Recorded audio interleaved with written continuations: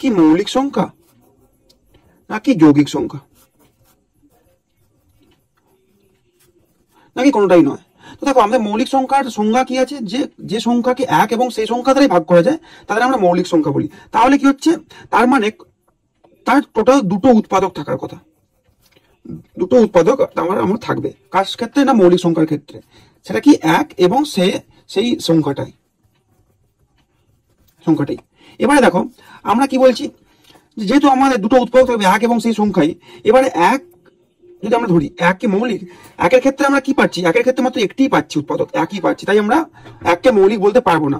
তাই কি বলবো, আমাদের প্রথম মৌলিক তাহলে কি না, প্রথম মৌলিক সংখ্যা হবে আমাদের 2, কারণ কি 2কে আমাদের এক দিয়েও ভাগ করা যায় এবং 2 নিজেকে দিয়েই ভাগ করা যায়, তাহলে আমরা দুটো উৎপাদক পাচ্ছি। তাহলে আমরা কি বলতে পারি না, এক মৌলিক সংখ্যা নয় এবং আমাদের প্রথম মৌলিক সংখ্যা হচ্ছে 2। তো এরকম আমাদের শর্টস পরের পর চলবে।